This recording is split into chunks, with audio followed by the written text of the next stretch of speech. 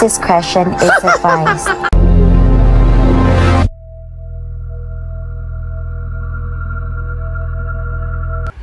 Disclaimer. This story involves the topic of cannibalism and contains sensitive and graphic content. It is intended for educational and informational purposes only. All elements, including videos, music, and effects, are designed to enhance the storytelling experience.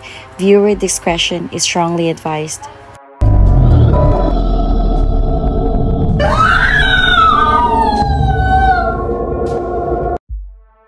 Huy, may kwento ko. Narinig mo na ba yung tungkol kay Armin Meiwes? Yung computer technician daw na galing ng Rothenburg, Germany. Ito na nga. So itong tao daw na to, mabait, tsaka tahimik lang daw siya. Pero meron siyang dark fantasy. Yun daw yung kumakain ng laman ng tao. Ang creepy, diba? So nung 2001, nag-post siya online. At hindi lang to basta-basta post dahil meron itong forum na tinatawag na Cannibal Cafe Forum. Oo no, legit. May ganong site para sa mga may kakaibang fetish tulad ng mga kumakain ng laman ng tao. Doon niya pala nakilala si Bernd Jerkenbrands, isang lalaki na galing ng Berlin, Germany. At ito pa ang creepy. Willing pala siya magpapatay at magpakain sa sarili niya kay Armin. Oh my God! So, ito yung setup nila. Sobrang weird. Pero wait lang. Warning muna. Yung kwento na to, puno na siya ng gory na details ha. So, kung kumakain ka ngayon or medyo weak ang sikmura mo, baka mas okay na mag-skip ka muna. Pero kung curious ka kagaya ko, samahan mo na ako sa kwento ko. Ngayon, itong tao na to, kakain ng sarili niyang laman. Ew! This is a real life horror and let's dive in and uncover the truth. And you're watching the Danny Stories.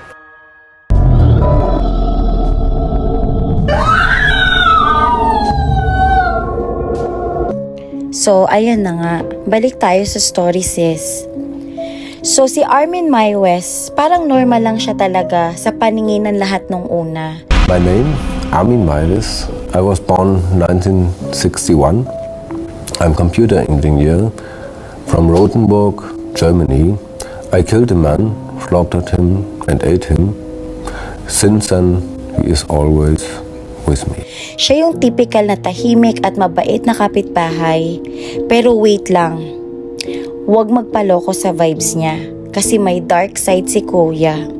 Nagtatrabaho siya noon bilang computer technician. Pero deep inside, may weird as in super weird na obsession siya. Gusto niyang kumain ng laman ng tao. Yes, cannibalism girl. Hindi siya pelikula, real life to. Backstory muna. Bata pa lang si Armin, medyo loner na siya. Lumaki siyang walang masyadong friends kasi iniwan siya ng tatay niya at strict masyado yung nanay niya. Literal na helicopter mom. Lagi siyang nakabantay. So ayun na nga, nagkaroon siya ng imaginary friend nung bata siya. At guess what? Yung imaginary friend na yun, sinasabi niya na gusto niyang maging parte ng buhay niya forever. Creepy, diba?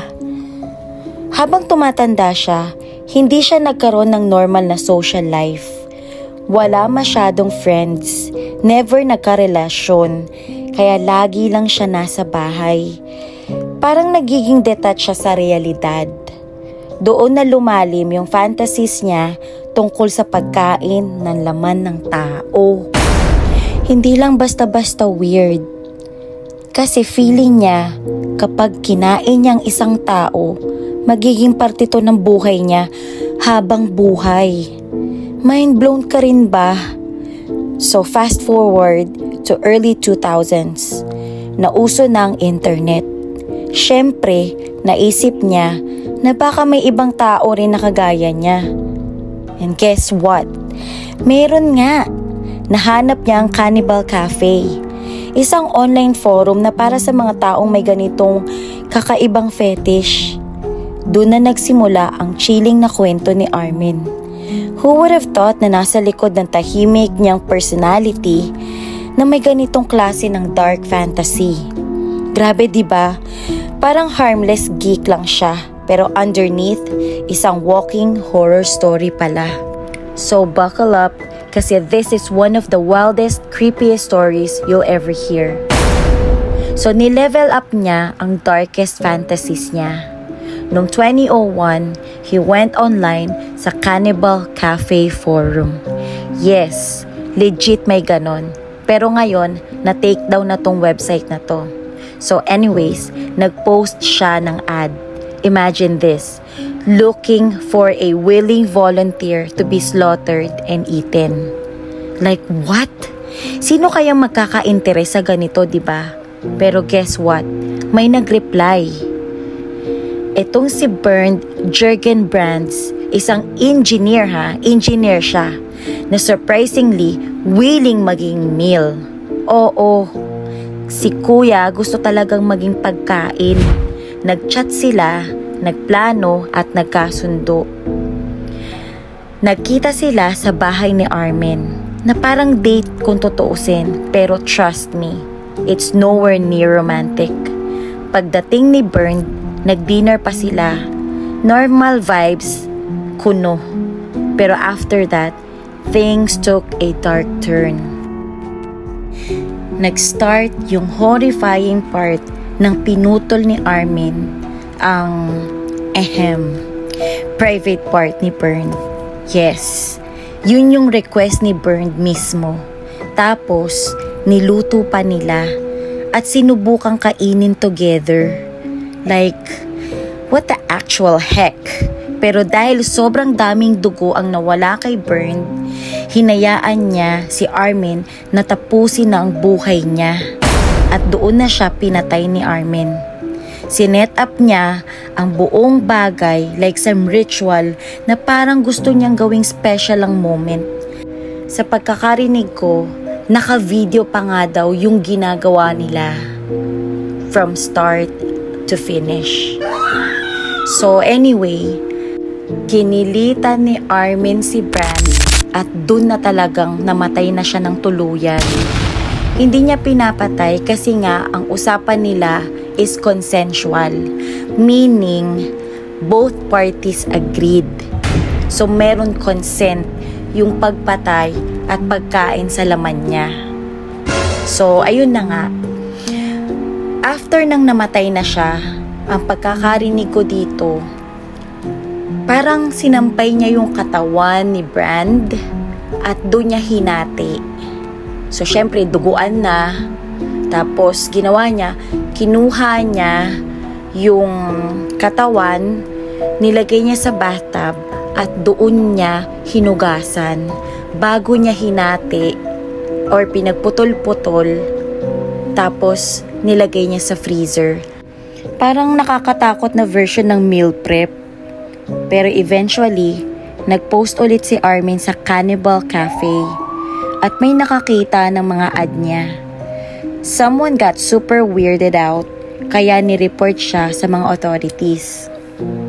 Nahuli siya noong 2002 at sobrang shocking ng mga ebidensya.